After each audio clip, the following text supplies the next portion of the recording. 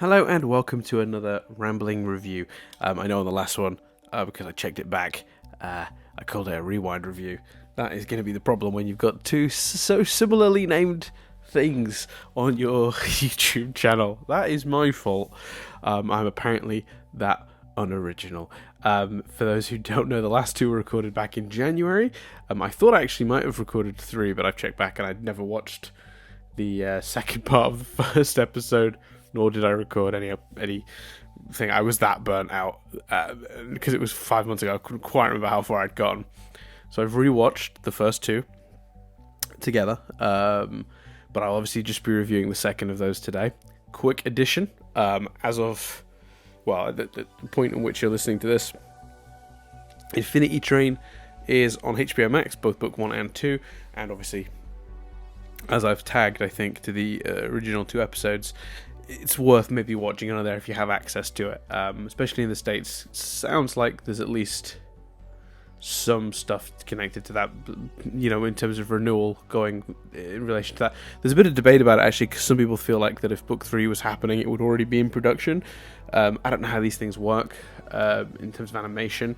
Exactly. Like, I feel like with animation there's a bit more of a, they can stop for a while and then come back to it than there is with normal television. I feel like with normal television you get into a production schedule, you're making the show, and there's like a schedule, you film for this 3 months every year or whatever, and then you're just rolling. I feel like with animation it can be a bit more stop-starty when you go like, here's your season, you're in production, here are your offices, go draw your little drawings, you go do that for whatever amount of time it takes, and then you just kind of disband until they decide they want more, because you've got more options for that, because it's not, you don't have to worry about keeping sets or actors under contracts and things like that.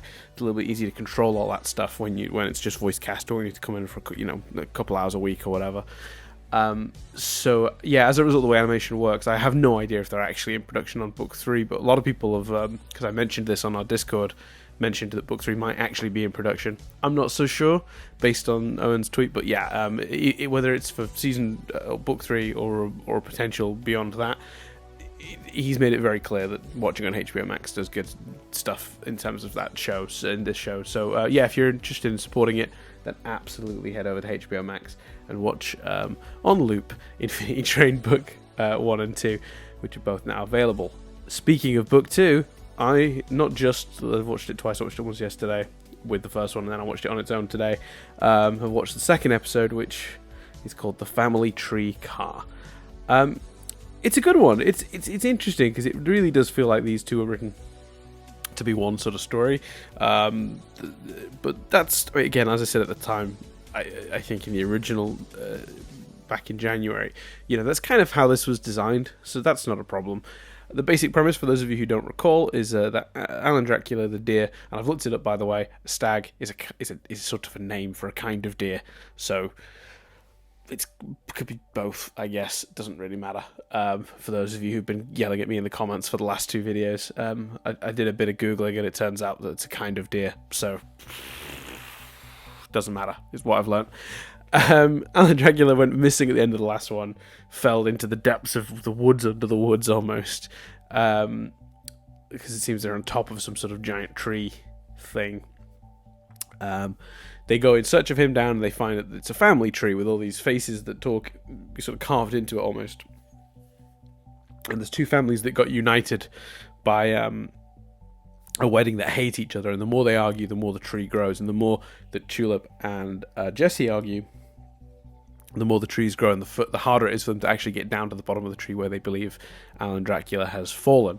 So as they go down, they sort of talk about some of their issues. They both try different approaches. Tulip is obviously all about that brute force, and Jesse is all about trying to, talk to the different, members of the 2 families, trying to bridge that gap, make them get on, because he feels like that they can help him find Alan Dracula. In the end, they realize that they have to be nice to each other, like him and Tulip, and they do that deliberately, overtly, arguably falsely, but it does work. The tricks the tree, and the tree starts like growing less, so they can get through, and they get to the bottom. They find Alan Dracula, and the conclusion they come to is that they're gonna spend some time together because they're both friends with Alan Dracula, and if Tulip can help Jesse get his number down to 0, then she can have Alan Dracula all to herself. So there's a weirdly selfish motive built into it. So that's the summary of the episode. Let's break it down. First of all, I just think that they're doing such a great job, as they did with the first season, finding stories that help explore the people. It's so interesting that it seems so effortless and seamless in this show, but I know from having written stuff myself how hard it is to achieve this. Like, there's a real synergy that seems almost accidental because it's so effortless, but I know how much hard work went into making that function.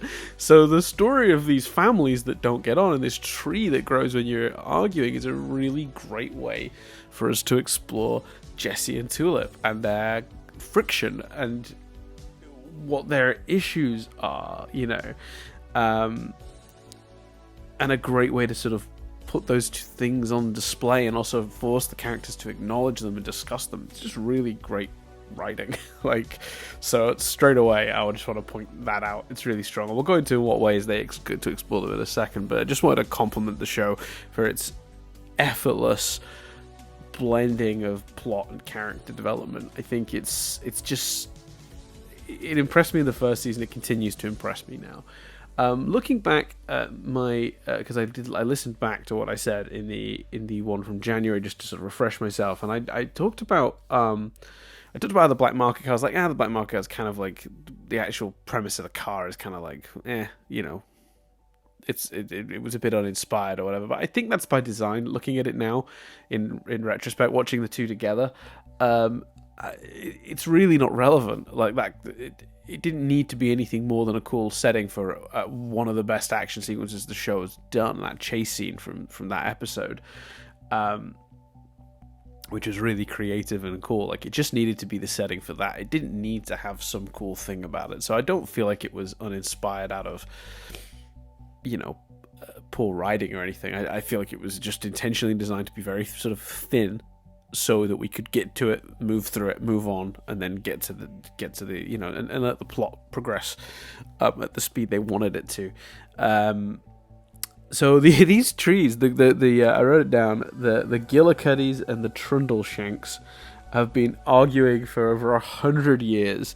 I think it's such a fun idea, especially because I don't know if anyone else spotted this, but on the second viewing, I noticed when they go to the bottom, my eyes were too fixed on trying to track where Alan Dracula was. He was climbing up the trunk of the tree when they find him. But the bottom of the tree, the very bottom, the very start of this family tree, the very lowest point, I say lowest point, the ground point in it, so the youngest, I guess. Actually, it doesn't really make any sense, because there's all these kids further up in the tree. It doesn't matter, I'm overthinking it. At the bottom of the tree is the couple kissing in one. And that's clearly the couple that united these two families into this one family tree, and caused all this friction. I thought that was just such a neat little. And they don't draw attention to it. They don't have lines that the Tulip doesn't go, "Oh, you must be the couple that started all this," and they go, "Yeah, we did. We don't regret it. Our families, they may argue, but they'll get along eventually, or they can't stop our love, or something like that." Nothing at all. It's just literally there in a visual, and you can take it or leave it. I didn't even notice it on the first viewing. I only noticed it on the second viewing. So I think that's really cool, and because it's there, but it doesn't need to be there, because what would that add to the story? Like, if you actually explored it, and actually spoke to them, you don't need to. It was perfect. It was just right. It was just enough information for me to feel like there was some stuff going on with that. Or there's like almost like closure to my understanding of that world. Although, again, the actual logistics of it are a bit unexplained, but I mean, it's Infinity Train. That's, if you're coming in looking for exact rules of how any of these cars work, then you're only going to give yourself a headache. I like the running joke about Jesse being squishy next to Mirror Tulip's. Sorry, MT. She asked to be referred to in this, which obviously stands for Mirror Tulip, which I thought was really interesting that she went for MT, in the wake of a better name, because it echoes it, because that's what happens in the end. She gets asked by her name by Jesse. She's like, "I'm not going to give you my name. I'm telling you my name. You're not going to know me long enough for that to matter." But then when she's asked by the Gillicuddies, she says, "Oh, you can just call me MT." and that's kind of done in in the with the lack of a better option. I'm just empty, Mirror Tulip, like having to accept that as my identity. But at the end of the episode, she's been calling him the deer the whole time, but Jesse's still calling him Alan Dracula, and they echo that again because she's like, for lack of a better name, I guess we'll call him Alan Dracula. Like, I just really enjoyed how those two things reflect each other, and it's not like particularly deliberate. It doesn't really add anything to anyone's story. It's just these nice little echoes that create sort of like this tone. So yeah, I thought that was really cool, and I like that as the moment of acceptance for her with the name Alan Dracula, because I feel like that's more of a moment of acceptance of Jessie. She, because in that last moment, she's being pretty selfish, I suppose, because she's essentially saying like, I still don't like you. Because she sort of really highlights when they finally sort of befriend each other at the end. She's sort of saying to Jessie, oh, you're friends with the deer, I'm friends with the deer, but we're not friends with each other. She makes that very clear. But at the same time, I think by accepting Alan Dracula as the name, she's kind of getting on board with Jessie a little. And then the agreement to help him, she gives a selfish reason, because I want you out of here so I can have Alan Dracula all to myself or whatever. We can just carry on our way as friends without you.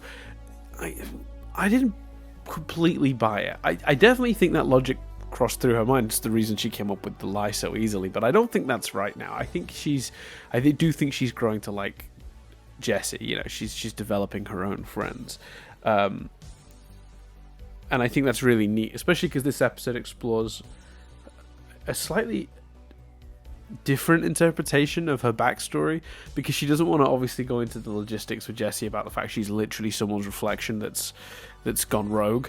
I guess that's a pretty complicated thing to have to explain. So what she tells Jessie in this episode is she says that like Tulip was her friend, and her parents really loved Tulip and wanted her to be just like her, but she wanted to be her own person, so she stopped being friends with Tulip to be her own person. And when you frame it that way, it does seem like quite a monstrous thing. It feels so, I ditched my friend because my parents liked them too much and they wanted me to be like them. Like, it sounds really harsh, but I think from Tulip's perspective, that is kind of what happened. Like Mirror Tulip's perspective, that is really how she felt about it.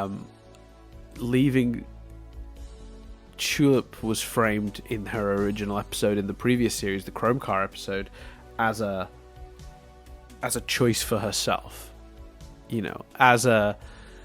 Everyone's on board with this. She needs to go find herself, and Tulip was okay with that. But it feels a little bit like since then she's sort of feeling some guilt about abandoning Tulip, because she's now reframing it as that she left Tulip to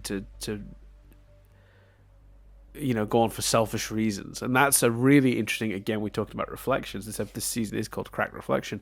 She is almost the opposite of Jessie, because what we learn about Jessie in this episode is he's a people pleaser. It's the opposite. She went out on her own, even despite the fact that Tulip might have needed her, a reflection, for herself, because she wanted to be something different. Whereas Jessie, it seems like from the little hints we get in this episode, is that he's, he goes, oh, I'm friends with every group in school. I can, I'm likable. I can join these, because he thinks he can join these families together. But he's only doing that really to help Mirror Tulip, not himself. She even he wants to form I'm trying to find the line. Oh yeah, here we go. I'll form a truce. It'll be a piece of cake or pie. Some people don't like cake. I wrote that line down because that seems to be a brilliant way this show is demonstrating that what Jessie is this person who lives for everyone but himself. Because his number went up and down in this episode a couple times. It went up and down. Well, no, it went once and once. So it went up and then it went back down. Let me see. I wrote down the times in which it did it in the exact lines. There you go. I don't want anybody to get mad at me. His number goes up because he's a people pleaser, and the train wants him to learn to be more live a little for himself, not just for everyone else. When he's being honest with Tulip, Mirror Tulip, about not succeeding, his number goes back down. So he's honest that he didn't unite these families, and the number goes back down again after having gone up trying to be a people pleaser. So because being honest was a personal thing, he was being honest for himself, because he didn't want to lie to Mirror Tulip, so it's, whereas he could have lied to her and it would have, I suppose it wouldn't have really helped her. Maybe it's not as simple as that, but lots of hints about that in this. So he's a really interesting character to team up Tulip with. If his problem genuinely is that he's helps others over himself every time, and here's somebody who, when given the opportunity,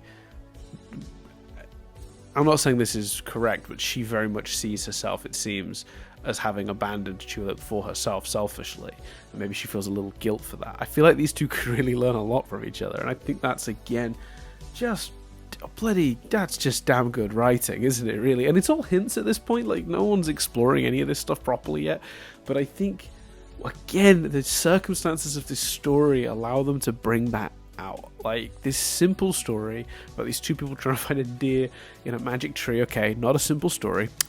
It's a magic tree with families that don't get on, and there's a magic deer, and they're trying to find it, and she's a mirror girl, and he's a human being trying to learn on an infinity tree. Okay, it's a very complicated story.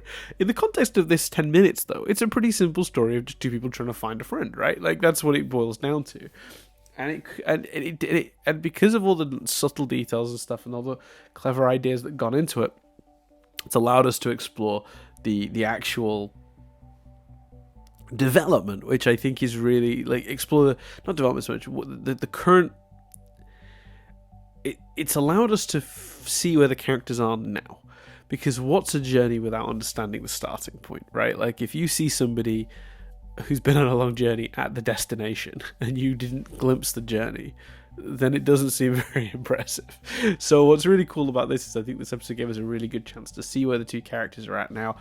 Mirror Tulip maybe feeling a little bit guilty about abandoning Tulip, because again, I feel like the way she framed that story made it seem harsher than when she left in the original series. I think everyone was kind of understanding and on board, and that it was for her and that was the right thing to do. But I think she's built up some residual guilt about the whole situation, and then when, of course, she says it, she immediately jumps to, oh, Jesse's judging me.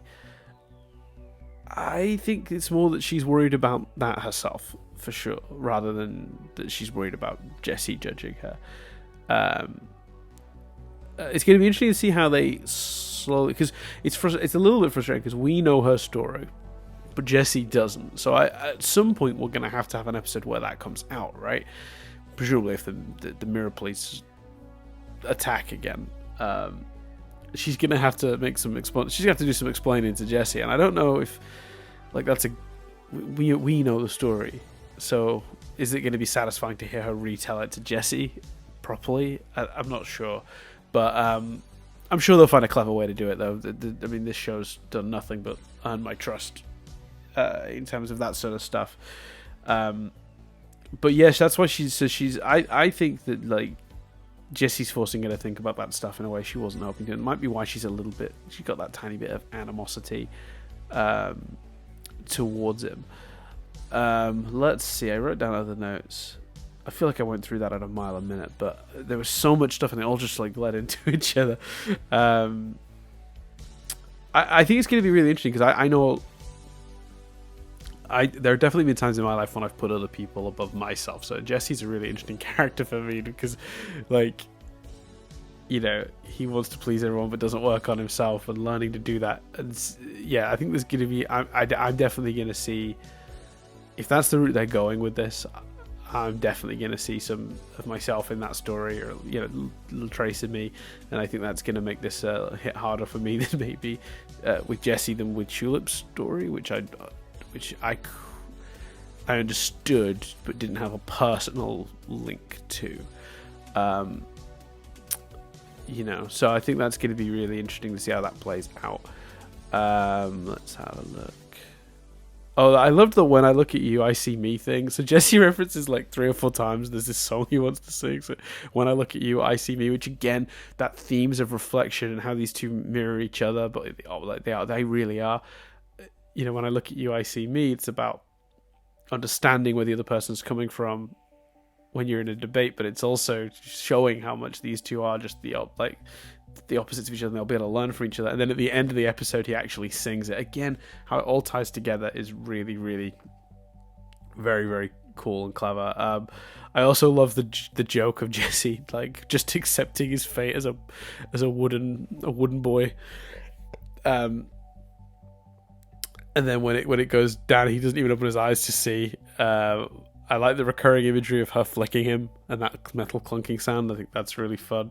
I really laughed at all of the fake niceness that went between them when they were trying to get the tree not to grow. And she's like, I like your hair. It's brown. How original. And then at the end, of course, the payoff to that whole when I look at you, I see me thing. He sings a bar or two of it. He just sings the when I look at you part. But I thought that was really funny. Yeah, really enjoyed that. So it's going to be interesting to see how they go forward. I mean, we got confirmation as well, because I said in the last one, there's two ways this is going with Jesse. Either he's already been on the train for a while, or he came in with a pretty low number. So he came in with 31, and it's gone up to 32, maybe because he's been trying to help Mirror Tulip a little bit instead of himself. And yeah, I think that's going to be really interesting. Because he's in a very different situation to our original protagonist, Tulip, who had a much higher number, and maybe a much more deep-seated problem. Starting with somebody with such a sort of low number is going to be, I like the way they're differentiating Jesse from Tulip. I think that's really cool. I very much like him as a character. I think he's funny. He's a really good source of comedy. It's a very different style this season of comedy because we don't have the zaniness of 1-1. So we've got Mirror Tulip, who's very serious about everything. Takes everything very seriously. We got Jesse, who's an absolute goofball, but in a very different way to 1-1. So the tone of this season has already shifted quite drastically from the previous season, just for the lack of, 1-1's